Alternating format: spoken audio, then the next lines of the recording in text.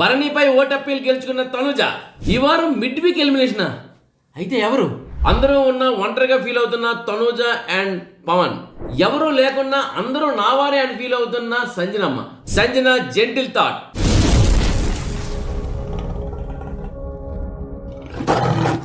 Hi hello నమస్తే, నేను మీ ఎస్ఎస్ పట్నాయక్. చూస్తూనే ఉండండి పెమ్స్ టీవీ. షేర్ చేయండి, లైక్ చేయండి, సబ్స్క్రైబ్ చేయండి, గంట సింబల్ కొట్టడం మర్చిపోకండి. ఇక బిగ్ బాస్ అప్డేట్స్ విషయానికి వచ్చినట్లయితే బిగ్ బాస్ అప్డేట్స్లో టాస్కుల మీద టాస్కులు జరుగుతున్నాయి.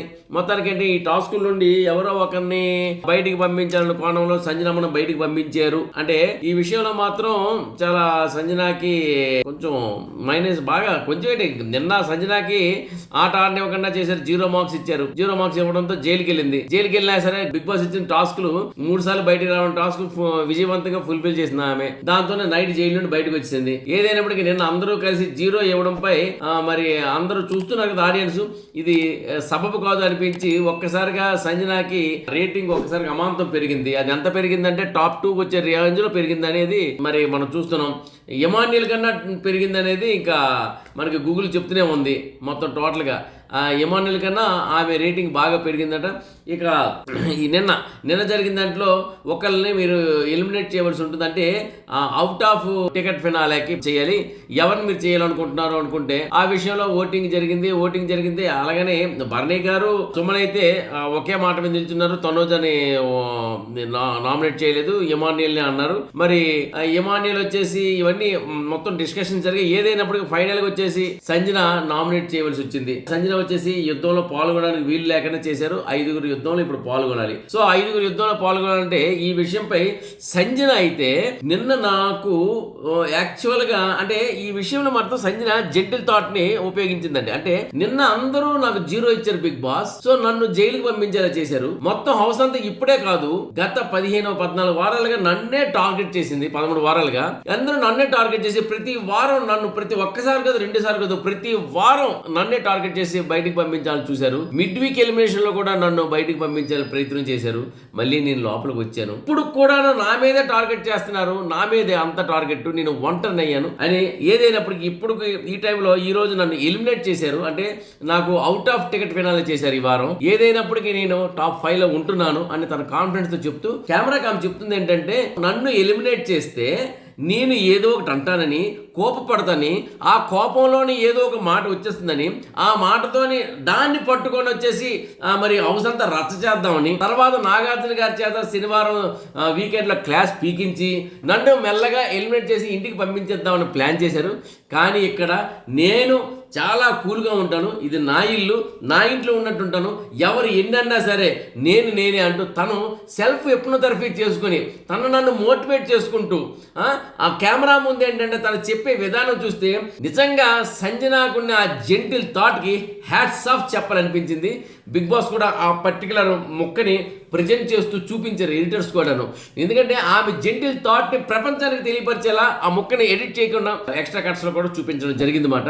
ఏదేమైనప్పటికీ ఎక్స్ట్రా కట్స్ లో కనిపించింది, లైవ్ లో కూడా చూస్తున్నాం. ఏదైనప్పటికీ సంజన జెంటిల్ థాట్కి అయితే మనం మెచ్చుకోవాలి. అవి నిజంగా ఆమెకున్న ఆ జెంటిల్ థాట్ వల్ల ఎంతవరకు వచ్చింది కాబట్టి టాప్ 5కి వెళ్తానని మాత్రం పూర్తి నమ్మకంగా ఉంది. ఆమె టాప్ 5కి డిజర్వ్ పర్సన్. అయితే ఈ ఎలిమినేషన్స్ నామినేషన్స్ విషయానికి వచ్చినట్లయితే అందరూ కూడా సపోర్ట్ ఎవరికి ఉన్నారంటే తనూజకి పవన్ కి అంత సపోర్ట్ ఉన్నారు.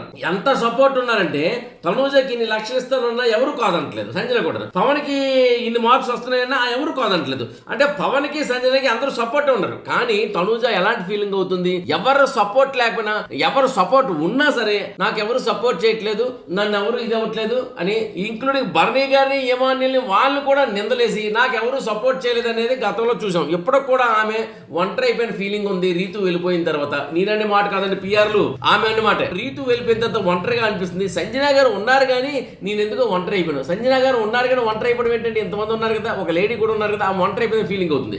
అదేవిధంగా పవన్ కూడా మన కెమెరా ముందుకు వచ్చి, చూసావా రీతు, నువ్వు వెళ్ళిపోయిన తర్వాత నాకు ఎవరు సపోర్ట్ లేదు, ఇక్కడ ఎవరు నాకు సపోర్ట్ ఇవ్వట్లేదు అంటున్నాడు. తనకు సపోర్ట్ ఇవ్వకపోవడం ఏంటి, చక్కగా 1,50,000 రూపాయలు తీసుకెళ్లి సుమన్ ఇచ్చారు కదా, మిగతా వాళ్ళు కూడా తన డిజర్వ్ సపోర్ట్ ఇస్తున్నారు కదా, ఆటల్లో కూడాను తను ఎవరు ఎలిమినేట్ చేయట్లే కదా, పోటీ నుండి తప్పించట్లే కదా.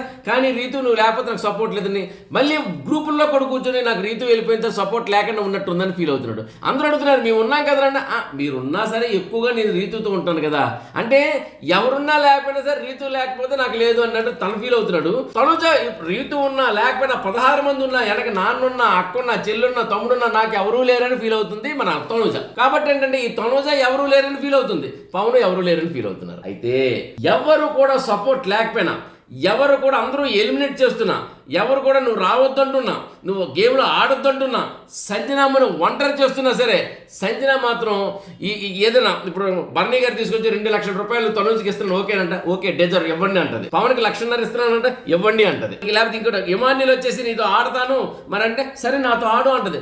ఓడిపోయినా ఇమాన్యుల్ అక్కడ ఫేక్ చేసినా సరే సంజన పండిట్టు మాట్లాడదు, నేను ఇమాన్యుల్ని తీయను, ఒక స్టాండ్ మీద ఉంటుంది. ఒక తీయాల్సి వచ్చినప్పుడు ఏంటంటే అప్పుడు తీస్తాను అని ఒక మాట మీద ఉంటుంది. నిజానికి ఏంటంటే ఇక్కడ పవన్కి ఒక అక్కలాగో, పవన్ కాదన్నా సరే పవన్ నో అని చేసినా సరే పవన్కి ఒక అక్కలాగా, లైన్ అన్న అంటూ బర్నీకి ఒక చిల్లిలాగా, మరి సుమన్ అన్న అంటూ ఆమెకు ఒక సిస్టర్ లాగా. అదేవిధంగా సుమన్ ఎన్ని మాట్లాడినా సుమన్కి నేను ఏం అన్నా నాకు ఉద్దేశం లేదా, ఎందుకు సుమన్ నా మీద కక్ష కట్టుకున్నాడు అంటుంటది ఆమె. సుమన్ ఎంకరేజ్ చేస్తుంటది, ఎవరు సుమన్ గెలిస్తే ఆనందపడుతుంటది మన సంజనమ్మ. అదేవిధంగా ఇమాన్యుల్కి బిడ్డ అనుకుంటూ తల్లిలాగా ఇలా చెప్పొచ్చు. ఇలా చెప్పుకుంటూ పోతే రూమ్ లో ఎవరు ఆమెని నామినేట్ చేసినా ఎలిమినేట్ చేసినా సరే అంతా నావారే అనుకుంటుంది సంజనమ్మ. చూసారు ఇక్కడ తేడా, సంజన నావారు అనుకుంటుంది అంతా ఎవరు లేకపోయినా.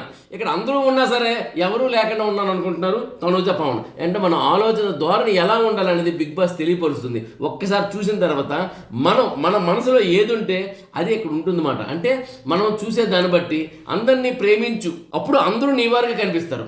ద్వేషించడం మొదలు పెడితే అందరూ నా వారిని కనిపిస్తారు. ఇది మరి పిఆర్లకి, పిచ్చి అభిమానులకి, పులకా అభిమానులకి, గారెల అభిమానులకి, ఇడ్లీ అభిమానులకి, దోశల అభిమానులకి, చపాతీ అభిమానులకి తెలియాలన్నమాట.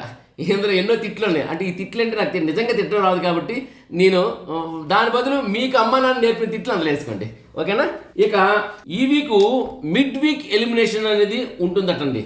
అవునండి, నాకు ఇప్పుడు వచ్చిన విశ్వసనీయ వర్గ సమాచారం ఏంటంటే ఈ వీక్ అంటే ఈ రోజే మిడ్ వీక్ ఎలిమినేషన్ అనేది ఉండొచ్చు. ఈ రోజు రాత్రి ఎలిమినేషన్ వస్తే అది మనకి రేపు వస్తుంది. మిడ్ వీక్ ఎలిమినేషన్ అని చెప్పేసి ఈ రోజు నైట్ ఒకళ్ళని పంపిస్తారు. ఇప్పుడు ఎంతమంది ఉన్నారు? 7 ఉన్నారు. 7లో ఒకళ్ళని పంపించడం వల్ల ఏమవుతారంటే 6 అవుతారు. అంటే ఇప్పుడు ఎవరిని పంపిస్తారు పెద్ద ఇది కాబట్టి ఏంటంటే సుమన్ను పంపిస్తారు అనేది చాలా గట్టి టాక్ వినిపిస్తుందండి. ఎందుకంటే సుమన్ గారు ఆడుతున్నారు, అన్ని చేస్తున్నారు, కానీ ఈ వారం అంతా కూడా ఆటలు కామ్గా ఉంటున్నారు. కంటెంట్ రావట్లేదు సుమన్ గారి వల్ల. అంటే ఇక్కడ ఏంటంటే గొడవలు పడాలా, రచ్చ చేయాలా అంటే గొడవలు రచ్చ చేయక్కర్లే. ఫర్ ఎగ్జాంపుల్ నిన్న తనుజ వచ్చేసి మన సంజన మీద కొంచెం రివర్స్ అవుతున్నప్పుడు అట్లీస్ట్ ఆపడానికి వచ్చి మాట అవ్వాలా, లేదా అంటే నువ్వు చేసిన తప్పు అని ఎవరికైనా ఒకరికి రావాలా. సో ఇలాంటి విషయాలు కూడా సుమన్ రావట్లేదు. అంటే గొడవలు నాకెందుకని కూర్చుంటున్నాడు అని కాదు, గొడవలు నాకెందుకు అనొచ్చు. ఇప్పుడు గొడవలు వద్దు అనేది విడదీయొచ్చు. ఏదో ఒక రకంగా అన్న ముందుకు రావాలా, కంటెంట్ ఇవ్వాలా. సో అన్న అంటే నాకు చాలా అభిమానం, అందరికి అభిమానమే, కానీ అన్న వాళ్ళ సుమన్ అన్న వాళ్ళ కంటెంట్ రావట్లేదు. ఎప్పుడో నామినేషన్ చూస్తే అన్న బయటకు వస్తున్నాడు, మిగతా టైం అంతా లోపలే కూర్చుంటున్నాడు, అలా కూర్చుంటున్నాడు. ఎవరేదంటే ఎస్ యువర్ రైట్ అంటున్నాడు. నాగార్జున గారు అడిగిన ప్రశ్నలకు కూడా సరైన సమాధానం కూడా రావలేదు మొన్న శనివారం చూస్తే మీరు. సో దీనివల్ల ఏంటంటే అన్న అర్థం చేసుకోవట్లేదా, లేకపోతే ఏ విధంగా తన స్ట్రాటజీ అనేది ఉందా లేదా, కామ్గా కూర్చున్నాడు అనే అర్థం కాక ఇక సుమనన్నని మిడ్ వీక్ ఎలిమినేషన్ చేద్దామని ఆలోచనలో ఉన్నారు. బట్ అది ఈరోజు సాయంత్రం మరింత అప్డేట్ తో నేను మీకు ముందుకు వస్తాను. ఇక ఓటప్పీలు, నిన్నైతే ఓటప్పీలు వచ్చేసి మన ఇమాన్యుల్ గెలుచుకున్నారు. ఇమాన్యుల్ని పవన్ వెళ్ళి ఓటప్పీలకి వెళ్తే ఇమాన్యుల్కి అందరూ ఓటప్పీలకి అంటే ఓట్లు వేస్తే జనాలు దాంతో ఓటప్పీలు ఇచ్చారు, పవన్ లోపలికి వచ్చాడు. సో ఈ రోజు మళ్ళీ ఇంకొకరికి ఓటప్పీలు, దానికోసం మళ్ళీ గేమ్స్ మొదలయ్యాయి. అందులోని భరణి, తనూజ, పవన్, ఇమాన్యుల్, సుమన్ 5 ఆడారు. సంజన వచ్చేసి ఆట నుండి తొలగించారు కదా, అందుకని సంజన ఆట నుండి తొలగించబడింది కాబట్టి ఆల్రెడీ ఫస్ట్ టికెట్ ఫినాలేలో ఉన్నాడు కాబట్టి మన కళ్యాణ్ వాళ్ళిద్దరూ ఆటల్లో లేరు కాబట్టి వాళ్ళిద్దరిని సంచాలకులుగా చేస్తూ ఈ 5 ఆడించారు. ఇందులోని తనుజ టాప్ 1 వచ్చింది, టాప్ 2 భరణి వచ్చారు, టాప్ 3 పవన్ వచ్చారు, టాప్ 4 వచ్చేసి ఇమాన్యుల్, టాప్ 5 సుమన్ వచ్చారు. దాని తర్వాత ఇంకొకటి పట్టు విడవకు అనే ఇంకో టాస్క్ జరిగింది. ఆ టాస్క్ లో వచ్చినప్పటికీ మొత్తానికి సంజన మరి ఎందుకు ఆడారు అర్థం కావట్లేదు. సంజన అవుట్ ఆఫ్ ఫినాలే కదా, కానీ మరి సంజన ఇక్కడ ఆడారు ఈ తర్వాత టాస్క్ లో. మరి ఈ విషయం ఏంటో మనం చూడాలి. పవన్ ఈ టాస్క్ తర్వాత ఫైనల్ టాస్క్ లో పవన్ ఆడలేదు, ఎందుకు ఆడలేదో మరి తెలియదు. పవన్ కళ్యాణ్ ఇద్దరు సంచాలకులుగా ఉన్నారు, మరి సంజన ఆడింది. మరి సంజన మరి ఆడకూడదు కదా, ఇక్కడ ఏదో నాకైతే క్లారిటీ లేదు, రాత్రి చూద్దాము. అయితే సంజన తనూజ బాగా ఆడినప్పటికీ వాళ్ళేమో పట్టు విడవకులో ఓడిపోవడం జరిగింది. జరిగింది అనమాట.